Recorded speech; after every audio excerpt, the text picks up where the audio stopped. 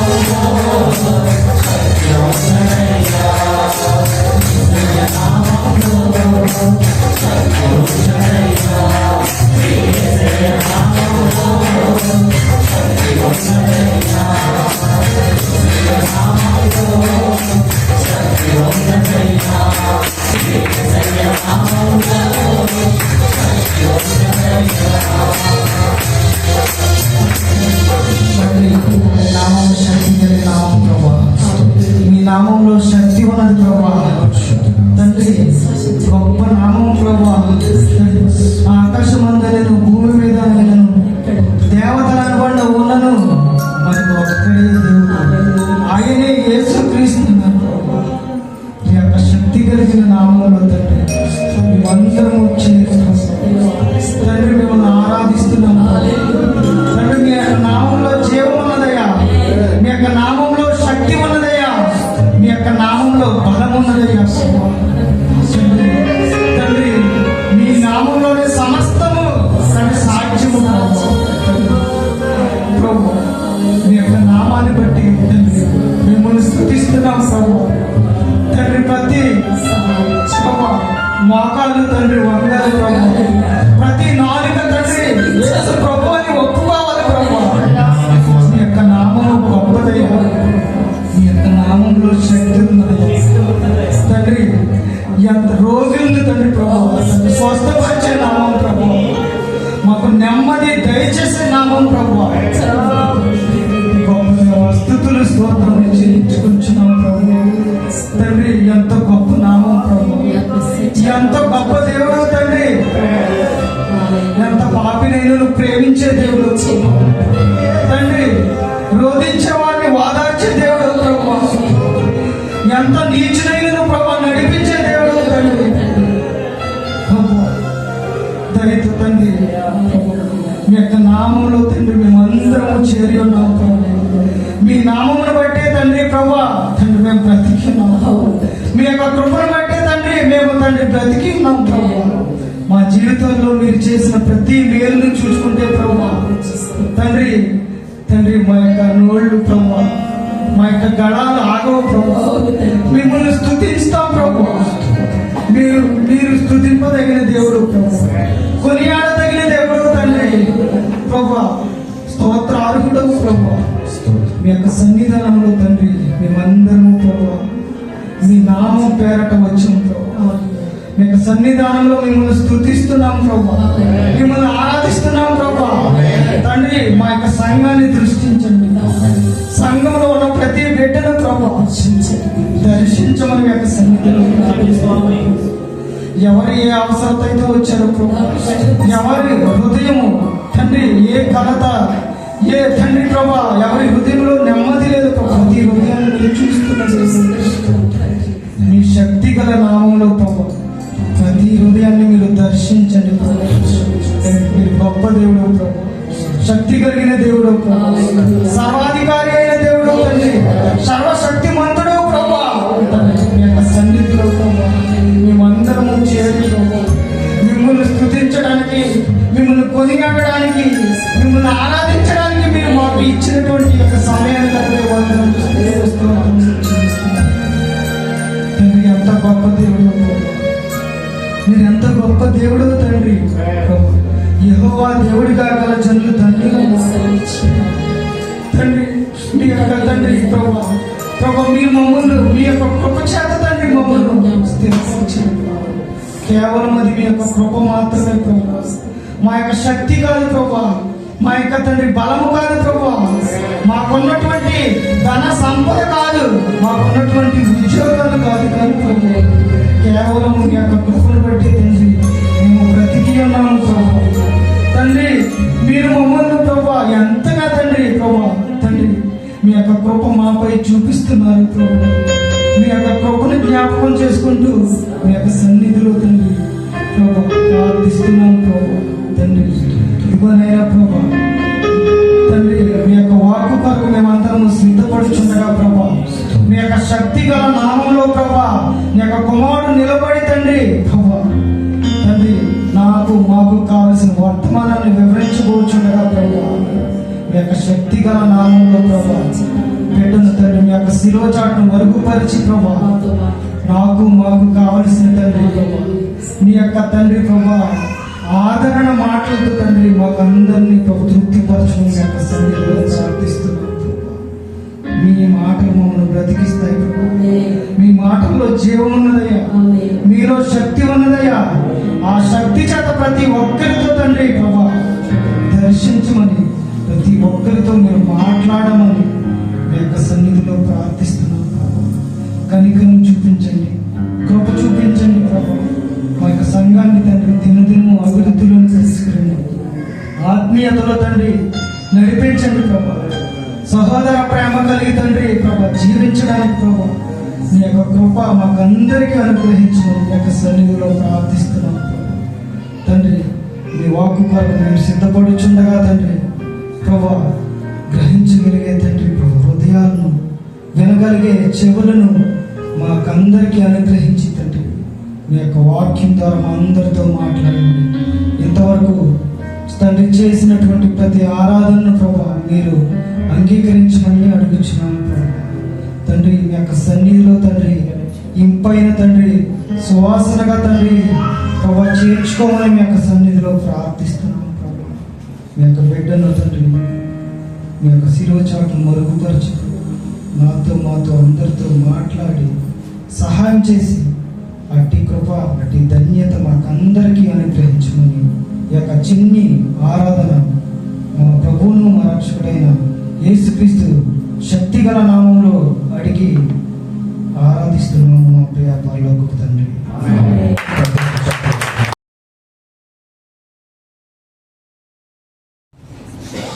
దేవుని యొక్క మోహనతమైనటువంటి నామానికి స్తుతులు కలుగుగాక. జీవం గల దేవుని శక్తి సంఘం, నాకు ఈ సంఘానితో ఉన్నటువంటి అనుబంధం దాదాపు 18 సంవత్సరాలు. పాస్టర్ బెన్నీ పాల్ గారు ఉండేవారు కదా, పాస్టర్ బెన్నీ పాల్ గారు. మరి ఆయన ఆధ్వర్యం నుండి కూడా నేను కంటిన్యూగా వచ్చాను. ఈ మధ్య కాలంలో కొన్ని సంవత్సరాలు మరి నేను లేను. ప్రేమటువంటి దేవుని వాళ్ళారా, మరి రాజుగారు ఈ సంఘానికి కాపరిగా ఉండడం అనేది నిజంగా చాలా సంతోషకరమైనటువంటి విషయం. మరి విజయరాజు గారికి మరి నా హృదయపూర్వక వందనాలు తెలియపరుస్తున్నాను. నేను ఎప్పుడు కూడా రాజుగారు అని పిలిచేవాడిని. ఆయన పూర్తి పేరు నాకు ఇందాక తెలుస్తుంది, విజయరాజు అని. నాకైతే మరి రాజుగారు అనేవాడిని అంతే. నాకు మరి కూడి వచ్చిన మీ అందరికి కూడా నా హృదయపూర్వక వందనాలు తెలియపరుస్తున్నాను. సమయం చాలా తక్కువగా ఉంది, కొద్ది నిమిషాలు మనం వాక్య ధ్యానంలోకి వెళ్తాం. ప్రియమైనటువంటి దేవుని వాళ్ళారా, కీర్తనలు 1 నాకు తెలియని కీర్తన అనేవారు ఎవరు ఉన్నారండి? నాకు ఇది రాదు, ప్రారంభించాను అనుకోండి, మీరు ఎండ్ చేసేస్తారండి. నేను ఇప్పుడు అన్నాను అనుకోండి, దుష్టుల ఆలోచన మీరు రెడీ చేస్తాను, నేను మాట్లాడిన అవసరం లేదు కదండి. ఈ కీర్తనలో చిన్నపిల్లల నుండి పెద్దల వరకు కూడా అందరికీ కంటత వచ్చు. చాలాసార్లు చదివారు, మరి కంటత నేర్చుకున్నారు. కీర్తనలు చదువుతున్నాం కానీ దానిలో ఉన్నటువంటి భావాన్ని మనం తెలుసుకోలేకపోతుంటున్నాం. కీర్తనలు అంటే బైబిల్ గ్రంథంలో దేవుడు 150 కీర్తనలను పొందుపరిచాడండి. కీర్తనలు 150 కీర్తనలో ఎన్నో చరణాలు ఉన్నాయి. ఈ కీర్తన పుస్తకం అంటారు దీన్ని బైబిల్ గ్రంథంలో. ఎందుకంటే మరి పురాతన కాలంలో మన పూర్వీకులు భక్తులు దావీదు గారు కానివ్వండి, మరి ఆసాఫు గారు కానివ్వండి, మోషే గారు కానివ్వండి, వీళ్ళందరూ కూడా కొన్ని కీర్తనలు రాశారండి. దావీదు కుమారుడైన సొలొమోను అందరికి తెలుసు. సొలొమోను గారు అయితే 1000 కీర్తనలు అండి, 1000 కంటే ఎక్కువ రాశాడండి. ఎన్ని కీర్తనలు అండి? 1000 కీర్తనలు రాశాడు. 1000లో 1000 ఎన్నో లేవండి. దేవుడు సెలెక్ట్ చేశాడండి, కొన్ని సెలెక్ట్ చేసి 150 కీర్తనలు దేవుడు ఈ యొక్క గ్రంథంలో పొందుపరిచి మన చేతికి ఇచ్చాడండి. పాడుకుంటాను. ఈరోజు మనం పాటలు పాడుతున్నాం కానీ పాటలు పాడుతున్న ప్రతి దాంట్లో కూడా ఈ కీర్తనలో నుండి తీసినటువంటి ఏదో ఒక మాట ఖచ్చితంగా ఉంటుందండి కదండి. మరి 18వ కీర్తన అనగానే మనకందరికి తెలుసు కదండి, యెహోవా నా బలమా అని పాట పాడతాం. ఇదంటే కీర్తనలు అండి కదండి. కీర్తనలు దీని వచనాలు అనద్దు, చరణాలు అన్నది. కీర్తనలు, చరణాలు. మొదటి కీర్తన, రెండవ కీర్తన. ప్రతి సంఘానికి ఒక కీర్తన పుస్తకం ఉంటుందండి. నా చిన్ననాడు నేనైతే వాటి సిఎస్ఐ హాస్టల్లో చదువుతున్నప్పుడు మరి నాకు ఆంధ్రప్రదేశ్లో కీర్తన పుస్తకం మాకు ఉంటుందండి. మీకు అందరికీ తెలుసు అనుకుంటాను. అందులో సుమారు ఇంచుమించు 600 పాటలు ఆ కాలంలో ఉండేవాడి పిల్లలు. ఇప్పుడు ఎన్ని ఉన్నాయో కానీ ఇప్పుడు చాలా మరి దాంట్లో కలిపారు. ఇలాగ పుస్తకాలండి, సియోను కీర్తనలని, ఇంకా మరెన్నో పుస్తకాలు మనం చూస్తాం పిల్లలు. ఈ కీర్తన పుస్తకంలో మనం ఏం చూస్తామంటే ఒక స్టెప్గా రాసి ఉంటాయండి, ఒకదాని తర్వాత ఒకటి. అనగా ముందు స్తుతి పాటలు అని ఉంటాయండి పిల్లలు కదండి. స్తుతి పాటలు, తర్వాత ఆరాధన ఉంటుంది, తర్వాత ఇంకా యేసుక్రీస్తు పుట్టినకు సందర్భించిన పాటలు, శ్రమల కాలము, మట్టల ఆదివారము, కోత కాలము, ముగింపు వరకు ఆశీర్వాదం కూడా ఉంటుందండి పిల్లలు. ఇలాగ పాటలు కదండి. అయితే ప్రతి కీర్తన పుస్తకము మొదటి కీర్తన ఏముందని చూస్తే స్తుతి అని రాసి ఉంటుందండి. స్తుతి కీర్తన అని రాసి ఉంటుంది. స్తుతి కీర్తన మొట్టమొదటి కీర్తన పుస్తకంగా దేవుడు మరి బైబిల్ గ్రంథంలో పొందుపరిచినప్పుడు పలువురి భక్తులు రాసినటువంటి కీర్తనలన్నీ కూడా మరి అక్కడి నుండి కొన్ని కీర్తనలు తీసి 150 పొందుపరిచినప్పుడు మరి మొదటి కీర్తన కూడా రాశాడు. మొదటి కీర్తన అదే మనకందరికీ కంటత తెలిసిన. కానీ దేవుడు మాత్రం మొదటి కీర్తన స్తుతి కీర్తనగా రాయలేదండి. రెండవ కీర్తన మాత్రం స్తుతి కీర్తన అండి. మరి మొదటి కీర్తన ఏంటి? ఆయన ప్రారంభం స్తుతి కీర్తనతో ప్రారంభించలేదండి. ఆయన ప్రారంభం చాలా ఆలోచనాత్మకంగా ఉంటుందండి పిల్ల. మరి ఆలోచించాలి పిల్ల. చాలా ఆశ్చర్యం అనిపిస్తుంది పిల్ల ఆయన రాసినటువంటి కీర్తన. దాదాపు ఈ కీర్తన మరి దావీదు గారు రాశాడని మనకు రాసిలేదు కానీ కొన్ని వాక్యాల మూలంగా మనం చదివినప్పుడు దావీదు గారే రచించినట్టుగా మనకు కనపడుతుంది. ఇప్పుడు నేను వివరణ ఇవ్వడానికి సమయం కూడా లేదు కనుక మరి మీరు తెలుసుకోవాలి పిల్లలు. ఇక ఈ కీర్తన పిల్లరా స్తుతి కీర్తనగా కాకుండా ఇది హెచ్చరిక కీర్తనగా కనపడుతుందండి పిల్ల. ఎలా ఉందండి? హెచ్చరిక కీర్తనగా ఉందండి పిల్ల. అనగా హెచ్చరిస్తున్నాడండి పిల్ల. స్తుతి కీర్తనకు వెళ్ళకంటే ముందు హెచ్చరిక కీర్తనతో మనల్ని హెచ్చరిస్తుంటున్నాడు ప్రియ. అంటే దేవుణ్ణి స్తుతించాలన్నా ఆరాధించాలన్నా నీకు నిజంగా అర్హత ఉందా లేదా అని పరీక్షించుకోవడానికి రాయబడినటువంటి కీర్తననే మొదటి కీర్తన. ఇంతకు మనకు అర్హత ఉందా? దేవుని పాట పాడే అర్హత ఉందా? వాక్యం చదివే అర్హత ఉందా? కదండి. ఆయన స్తుతించే అర్హత కావాలండి పిల్లలు. ఆయన స్తుతించడానికి కూడా అర్హత కావాలండి. అది ఇక్కడ చెప్తున్నాడండి పిల్లలు. 4 చరణాలు మనం చదువుకుందామండి పిల్ల. దుష్టుల ఆలోచన చొప్పున నడవక, నిలవక, కూర్చుండక, ఆనందించు అతడు ఆకుపడక. చాలండి. ఈ 4 చరణాలు చదివాము. 6 ఉంటాయండి. అవి 2 కూడా మనకు తెలుసు. ఆఖరిలో అంటాడు, మరి నీతిమంతుల మార్గము యెహోవాకు తెలియను, దుష్టుల మార్గము నాశనం. అంటే 2 రకాల వ్యక్తులు మనకి ఇక్కడ చూపిస్తున్నాడండి పిల్ల.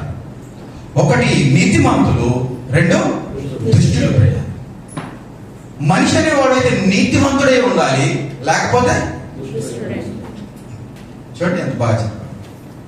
నీతిమంతులైతే మీరు స్తుతికి అర్హులు, ఒకవేళ దుష్టులైతే మీరు స్తుతించడానికి అర్హులు కాదు.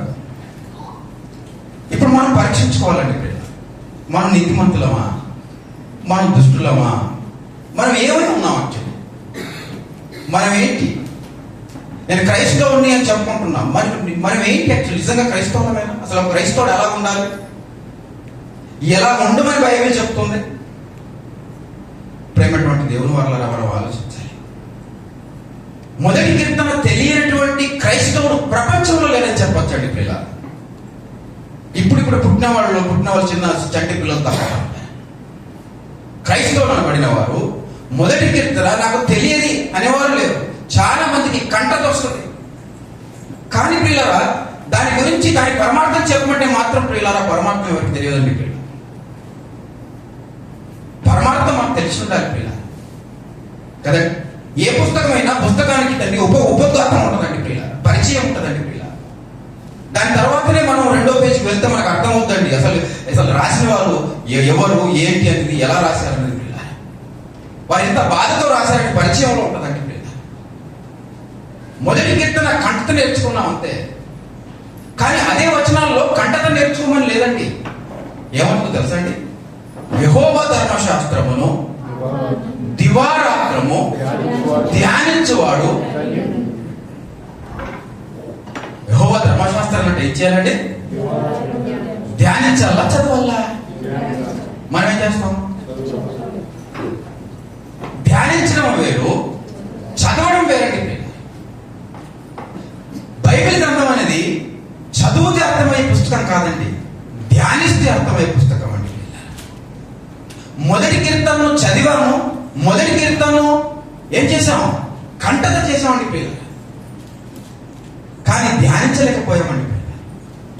ఈ మొదటి కీర్తనను ధ్యానిస్తే మనకు అర్థమయ్యేదండి అసలు ఏంటి, అసలు ఇది ఈ కీర్తన ఏంటి.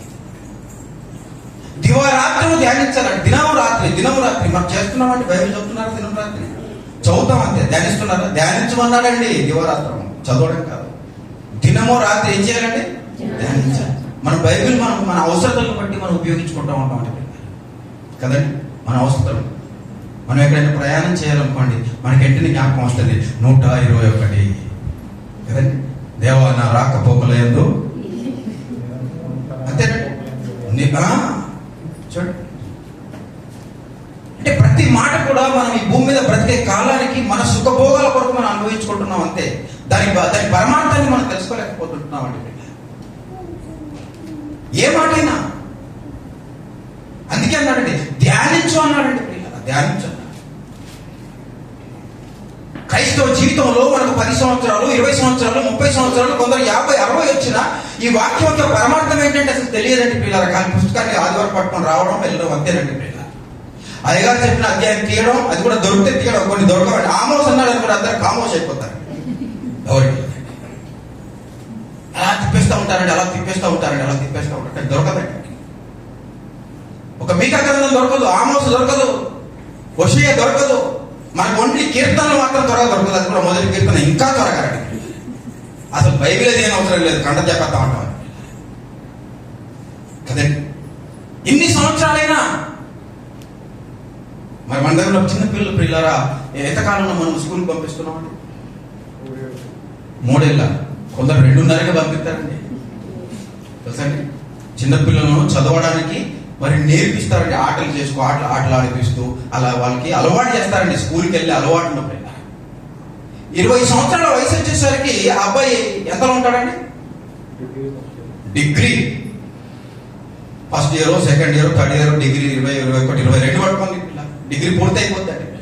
అంటే 22 సంవత్సరాల్లో మనిషి డిగ్రీని పూర్తి చేస్తున్నాడండి. వయసు 20 సంవత్సరాల్లో డిగ్రీని పూర్తి చేస్తున్నాడండి. 20 సంవత్సరాల్లో ఆ డిగ్రీ పూర్తి చేయడానికి చదివిన పుస్తకాల సంఖ్య ఎంత ఉందో ఎవరు లెక్క పడతారండి? చెప్పగలరు? 1, 2? మన ఇల్లు నిండిపోతుంది ఒక రూమ్. ఒకవేళ మనం పోగు చేస్తే, నా కుమారుడు చదివిన పుస్తకాలు ఏందని పోగు చేస్తే మనకు అర్థమవుతాడు. 20 సంవత్సరాలు పోగు చేసి చూస్తే ఇది నాకు కష్టం అంటామండి. దేవుడికి పెట్టింది ఏం లేదండి, ఇది నా కష్టం. కేజీ నుండి పీజీ వరకు. అప్పటి వరకు మనం ఎలా తయారవుతాం? ఇంకా రేపో ఎల్లుండో వెళ్ళిపోతాం అన్నట్టు వయసుకి వచ్చి చెప్తామండి. అంతే. ఇంతవరకు దాకా ఏం చేసావు? ఇదిగో కేజీ నుండి పీజీ. ప్రేమటువంటి దేవుడు, అంటే ఇన్ని పుస్తకాలు చదివితే గాని ఒక వ్యక్తి డిగ్రీకే చేరుకోలేనప్పుడు ప్రియులారా, పరలోకం చేరాలంటే మనం ఎన్ని పుస్తకాలు చదవమన్నాడండి? ఇదొక్కటే పరిశుద్ధ గ్రంథం అండి. ఏంటంటే ఒక గ్రంథాన్ని చదవడం ఈజీయా, లేకపోతే ఇంటి నిండి పుస్తకాలు చదవడం ఏదో మీరు చెప్పాలి. ఏంటంటే అలాంటప్పుడు పరలోకం చేయడం కష్టమా, లేకపోతే డాక్టర్ ఉద్యోగానికి చేరడం కష్టమా? పరలోకం చేయడం కష్టం కాదండి, డాక్టర్ పని కష్టం. ఎన్ని పుస్తకాలు చదవాలి పరలోకం చేరాలంటే. కానీ ఈరోజు చేయలేనిదే ఇదండి. మనిషి చేయలేనిదే ఇది. అందుకే మొదటి కీర్తన కంటత నేర్చుకున్నాడు కానీ దాన్ని ధ్యానించలేకపోయాడండి. ధ్యానించలేకపోయాడు. దేవుని వాక్యం ధ్యానిస్తే అర్థం అవుతుంది ప్రియులారా. ఆయన మనసు ధ్యానిస్తే అర్థం అవుతుందండి ప్రియులారా. అందుకే భక్తుడు అంటున్నాడు ప్రియులారా, యెహోవా ధర్మశాస్త్రమును దివారాత్రము ధ్యానించేవాడు ధన్యుడు. అతడు ఎలా ఉంటాడట? అతడు నీటి కాలువల యోరను నాటబడినదై ఆకు వాడక తన కాలమందు. ఎవరి కాలమందు? కాలమందు అంటే మన కాలం వచ్చింది.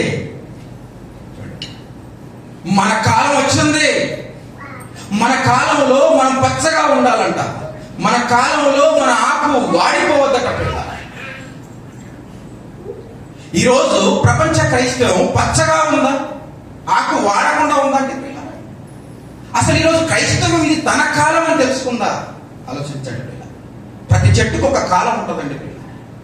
మామిడి చెట్టు వేసవి కాలంలో మరి మనకు కాయలు ఇస్తుందండి, కొన్ని అకాలంలో కూడా ఉంటాయి ఈ విధంగా. కానీ దేవుడు మనకిచ్చినటువంటి కాలము, ఫలించే కాలము ఇదిగో మనం బ్రతికే కాలం అండి.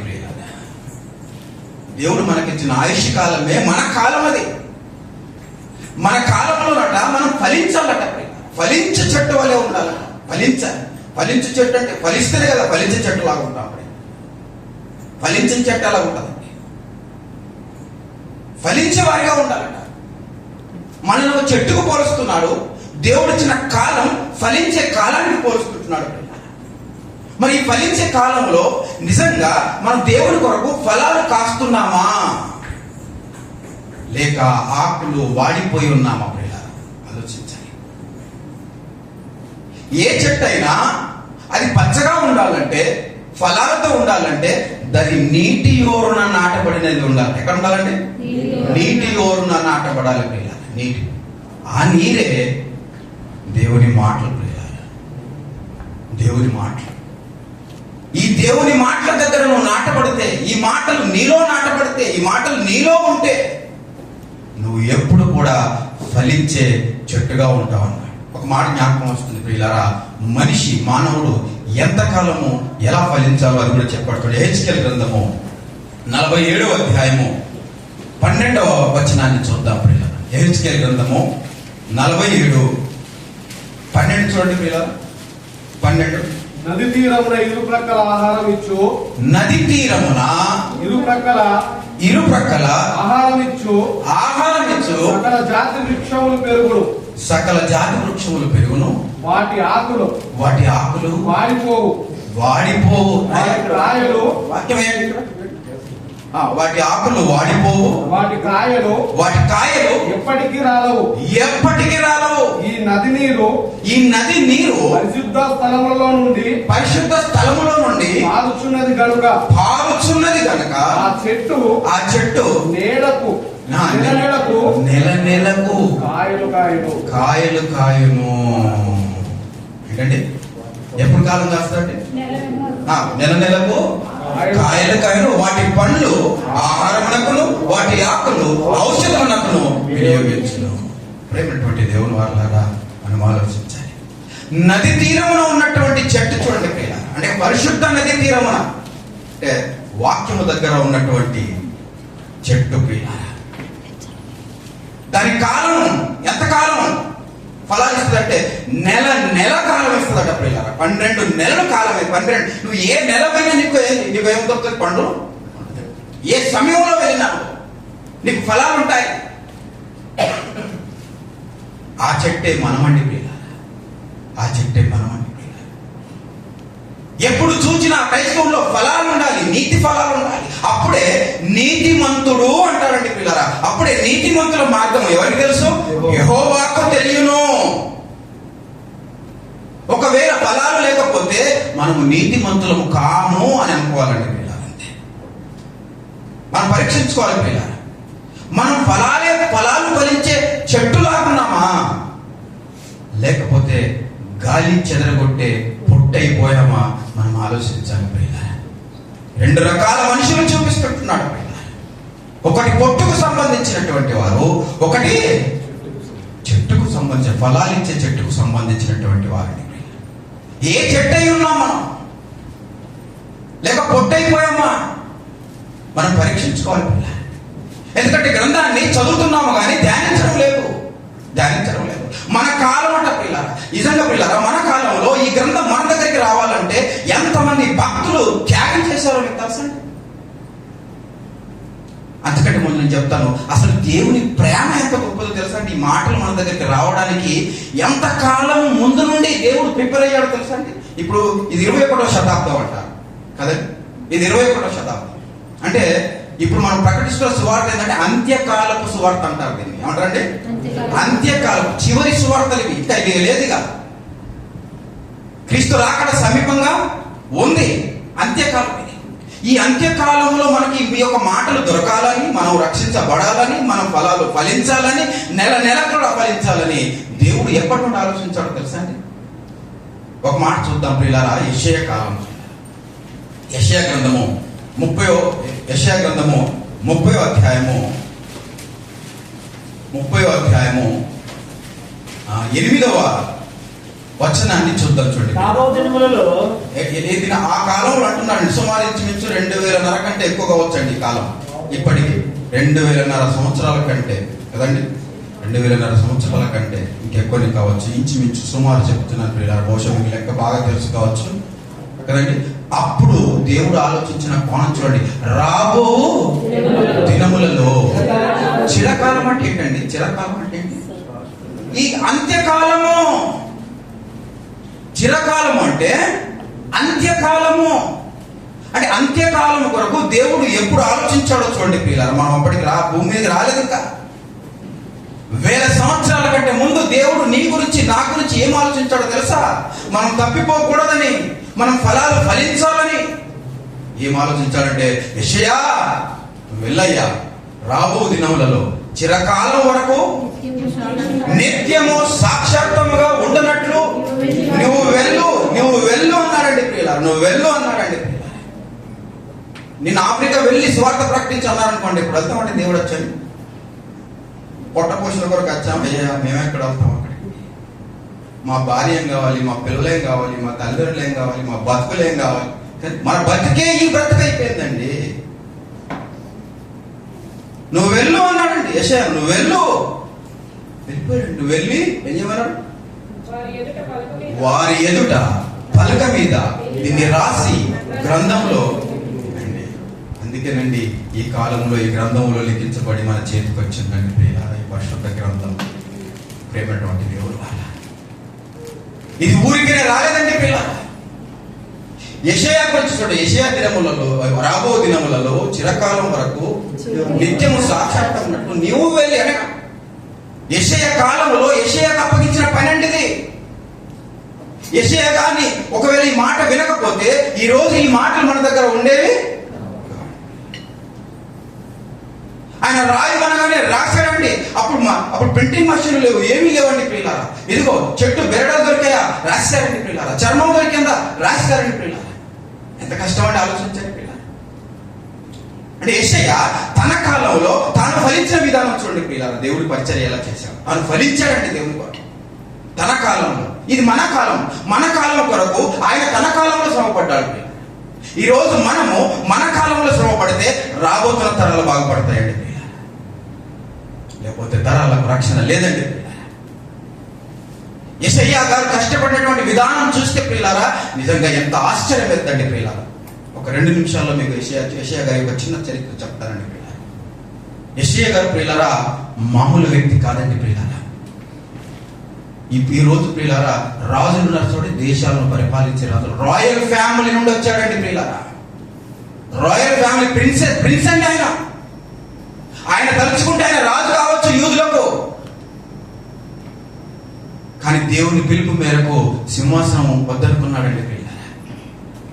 తన కుటుంబం వారు పరిపాలించుకోవాలని వదిలేశాడండి ప్రియులారా. ఆయనకు ఒక భార్య, 2 పిల్లలండి ప్రియులారా, 2 కుమారులు.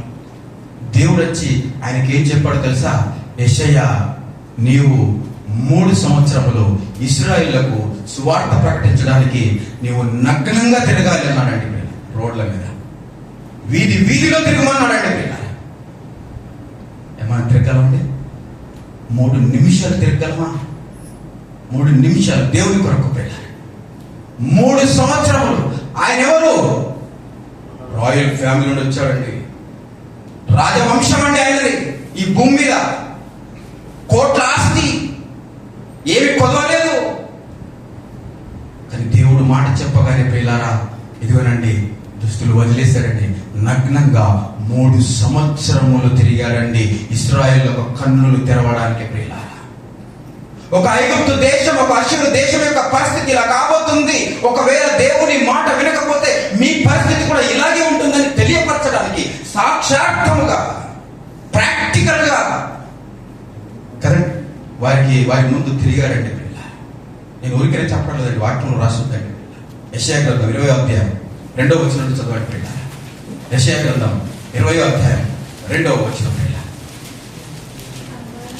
ఆ కాలంలో యెహోవా ఆమోజు కుమారుడైన ఏ కాలం? యెషయా కాలం. అది యెషయాకు తన కాలములో ఫలమిచ్చు చెట్టు వలె ఉండును నీతిమంతుడు.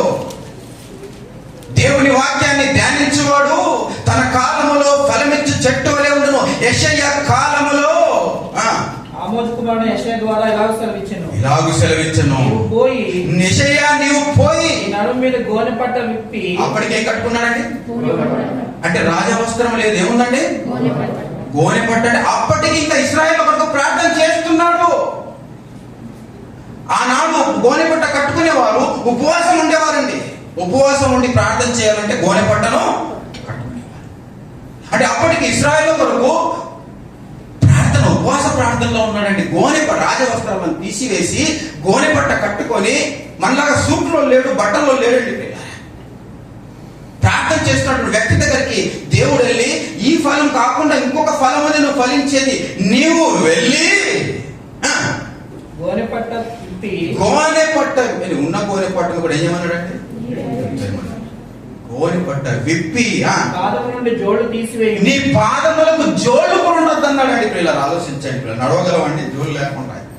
అసలు ఈ ఎడారి ప్రాంతంలో ఎంత ఎండ ఉంటుందో తెలుసండి. ఈ ఎడారి ప్రాంతంలో చెప్పులు లేకుండా, చెప్పులు కాదండి అసలు ఏసీ లేకుండా 2 నిమిషాలు ప్రయాణం చేయలేమండి ప్రియులారా బండి. అలాంటి వాతావరణంలో ఉన్న గోనె పట్టను కూడా తీసేసి కాళ్ళ జోళ్లను తీసేయమన్నాడు. అక్కడ అలాగూ చేసి దిగంబరి జోళ్లు లేక నడుచుచుండగా నా సేవకుడైన యెషయా ఐగుప్తును గూర్చియు కూషును గూర్చియు సూచనగాను సాదృశ్యముగాను సంవత్సరములు దిగంబరి 3 సంవత్సరములు దిగంబరి అయి చేసిన ప్రకారము ఆలోచించాడు. చాలండి. 3 సంవత్సరములు గుడ్డలు లేకుండా, జోళ్ళు, కాళ్ళకు జోళ్ళు లేకుండా ప్రియులారా వెళ్ళు అనగానే వెళ్ళాడండి ప్రియులారా మహానుభావుడు. ఆ భార్య ఎంత అవమానపాలు పొందుంటది. ఏమేమి ఆయన ఇలా ఉన్నాడు. పిల్లలు ప్రియులారా, ఏంట్రా మీ డాడీకి ఏమైందిరా, చెప్పండిరా, మీరన్నా చెప్పండిరా, ఇలా బట్టలు లేకుండా తిరుగుతున్నాడు, మనం ఏమనుకున్నావురా, మనం రాజులవురా, మన వంశం రాజవంశంరా, మన పరువేం కావాలి అని ఉంటారండి ప్రియులారా. ఆయన ఎవరి మాటను పట్టించుకోలేదండి. తన కాలములో యెషయా, తన కాలములో యెషయా దేవుడు ఏది చెప్పుతే అది చేశాడండి ప్రియులారా. దేవుడు ఏది చెప్పుతే అది చేశాడండి ప్రియులారా. 3 సంవత్సరములు నగ్నంగా ఇశ్రాయేలుకు సూచనగా సువార్త ప్రకటించాడండి ప్రియులారా. తానే ఒక సూచనగా సువార్తగా ప్రకటించినటువంటి విధానం చూడండి. అది యెషయా తన కాలములో ఫలించు చెట్టు వలె ఉన్నాడండి ప్రియులారా. ప్రేమైనటువంటి దేవుని వాళ్ళారా, ఆలోచించండి. మనం ఎంత అదృష్టవంతులం ప్రియులారా. ప్రభు యేసు క్రీస్తు మన కొరకు ఈ భూమి మీదకి వచ్చి కదండి 33.5 సంవత్సరాలు జీవించి అనేక మాటలు రాసి కదండి, అనేక మాటలు చెప్పి మన కొరకు ప్రాణం పెట్టి, దయచేసి మీరు వాక్యాన్ని ధ్యానించి నీతిగా బ్రతకండి, ఫలాలు ఫలించండి చెప్పి వెళితే ఈ రోజున్న క్రైస్తవ్యం ఎలాగుంది? ఎలాగుందండి? ఇక్కడ ఒక యెషయా కనబడతాడా? పేర్లు మాత్రం పెట్టుకుంటాం కానీ ఇక్కడ యెషయా లేడు, దావీదు లేడు, ఎవరూ లేరండి ప్రియులారా. ఎవరి పోలిక కనబడదండి. ప్రేమైనటువంటి దేవుని వారు ఆలోచించండి ప్రియులారా. మళ్ళీ మనం పరీక్షించుకుందాం ప్రియులారా. ఈరోజు మనం ఎలా ఉన్నాం? మన కాలంలో మనం ఫలించే చెట్టు వలె ఉన్నామా? అసలు మనం ఫలించవలసింది నెల నెలకు మనలో కాకుండాలట, నెల నెల మనలో ఫలం ఉండాలట ప్రియులారా. ఎన్ని ఫలాలు ఫలిస్తుంటున్నాం? నిజంగా మనం నీతిమంతులమేనా? ఒకసారి గుండె మీద చేయి పెట్టుకొని మనం ఆలోచిద్దాం. నీతిమంతులమేనా? నీతిమంతులైతే వారి మార్గము యెహోవాకు తెలియను, దుష్టుల మార్గము అంటే దానికి ఆపోజిట్ అండి, నీతిమంతులకు ఆపోజిట్ అండి. ఎక్కడ ఉన్నాం మనం ప్రియులారా? నీతిమంతులుగా ఉన్నామా? ఆఖరి రోజుల్లో ఉన్నాం. మన కొరకు ఆలోచించిన కోణం, ఆయన సంకల్పం ఎంత గొప్పదండి. 1000 సంవత్సరాలకు పూర్వం మన కొరకు ఆలోచించి పెడితే మనం దాన్ని లెక్క చేయడం లేదు. చదువుతూ కంటత నేర్చుకుంటున్నాము తప్ప కానీ మన గుండెల్లోకి వెళ్ళిపోవడం లేదండి. కార్యసాధకముగా దాన్ని సాధించడం లేదు. వారైతే తమ జీవితాలను సాక్షాత్తముగా కదండి సువార్తగా ప్రకటించారండి ప్రియులారా. తన కాలంలో మన కాలంలో మనం ఏం చేయాలి మనం ఆలోచించాలి. ఇక పొట్టు గురించి ఆలోచిస్తే ఇందాక ప్రార్థనలు ఉన్నారండి, ఒకరినొకరిని ప్రేమించాలి ప్రియులారా కదండి, ఒకరినొకరు ప్రేమించాలి. కయీను తన సహోదరుణ్ణి ప్రేమించలేదండి ప్రియులారా. పొట్టు జీవితం అదే. సంఘంలో ఉన్నావు, వాక్యం వింటున్నావు, కానీ నీ జీవితము పచ్చగా లేదు, ఫలాలు ఇచ్చే చెట్టుగా లేదు, పొట్టుగా ఉంది. ఎందుకంటే ప్రేమ లేదు. నీ కుటుంబాన్ని ప్రేమిస్తావు, బిడ్డలను ప్రేమిస్తావు, అమ్మను ప్రేమిస్తావు, తల్లిని అందరిని ప్రేమిస్తావు, కానీ నీ సహోదరుని మాత్రం ద్వేషిస్తావు. సహోదరులు ఎవరు అనుకుంటున్నారు? సువార్త లేక రక్షణ లేక బ్రతుకుతున్న ప్రతి ఒక్కరు మన సహోదరులే. వారి కొరకు ఆలోచించని ప్రతి వాడు క్రైస్తవుడే కాదు. క్రైస్తవుడే కాదు. ప్రేమిస్తున్నామంటే సహోదరు. అందుకే అన్నాడు, మీరు కయ్యను వంటి వారై ఉండరాదు. బిలాం ఏం చేశాడండి? నేను తీస్తాను ఎందుకంటే సమయం లేదు కాబట్టి. బిలాం ఏం చేశాడండి? మార్గము తప్పాడు. దేవుడు ఏ మార్గంలో ఉంచాడో ఆ మార్గాన్ని తప్పి వేరే మార్గానికి వెళ్ళాడు కదండి. దేవుడికి విరుద్ధం. దేవుడు కూడా మనల్ని ఒక మార్గంలో పెట్టినప్పుడు ఆ మార్గంలో మనం ఉన్నామంటే ఇదే మార్గం, ఇదే సత్యం, ఇదే అంటావు, కానీ దాన్ని అసలు పట్టించుకోమండి, దానికి అనుకూలంగా ఉంటాం. ప్రేమటువంటి దేవుని వాళ్ళ బిలాము తప్పుడు మార్గంలో వెళ్ళారండి పిల్లలు, తప్పుడు మార్గంలో వెళ్ళారండి పిల్లలు, తప్పుడు మార్గంలో వెళ్ళారు. వెళ్ళగానే బిలాముకు ఎవరితో బుద్ధి చెప్పాడండి? గాడిదతో బుద్ధి చెప్పాడండి. దేంతోనండి?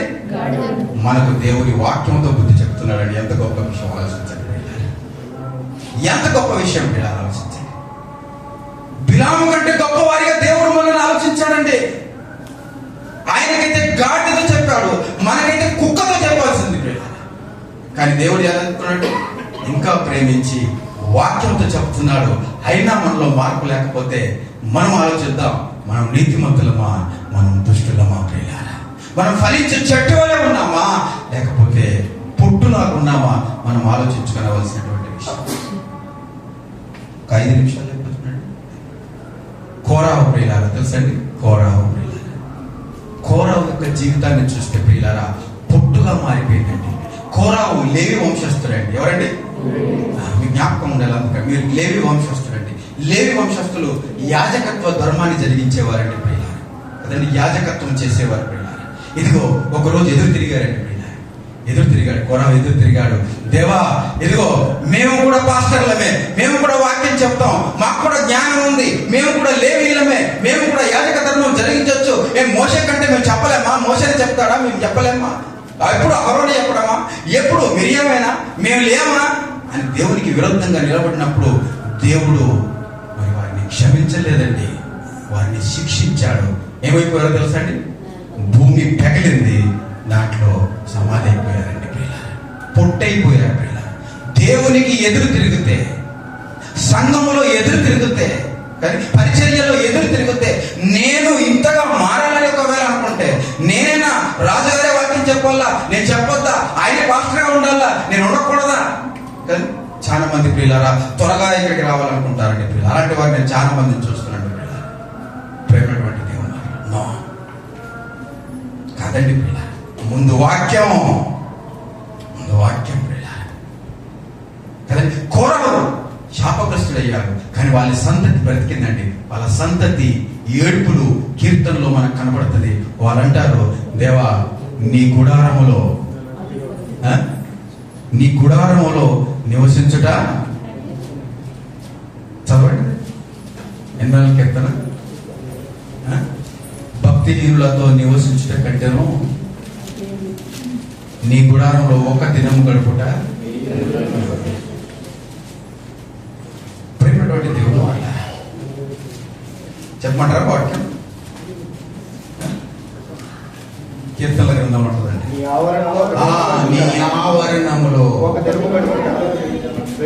ఆవరణములో ఇంకోటి అంటాడు, నీ మందిర ఆవరణముకు వెళ్ళాలని నా గుండె కృష్ణ గుంచుందంట. నేను ఆశపడుతున్నానంటాడు. నేను ఎంతో ఆశపడుతున్నాను, నీ మందిర ఆవరణము చూడవాలనని అంటదండి కదా. చూడవాలని నా హృదయం ఎంతో ఆశపడుతున్నది. మన పాటలు రాసాము, కేక వేగుతున్నది అని రాసామండి కదా.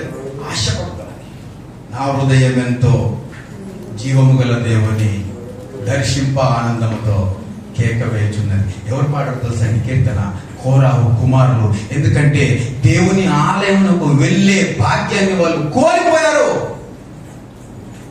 చివరికి మాకు ఒక ఆవరణం చూపిస్తే చాలయ్యా, మేము లోపలికి వెళ్ళకుండా పర్వాలేదు, ఒక ఆవరణం చూపించు, మేము ధన్యులమైపోతాం అని వేడుకున్నారండి ప్రియులారా. వేడుకున్నారు, పశ్చాత్తాపడ్డారండి ప్రేమటువంటి దేవుని మాట.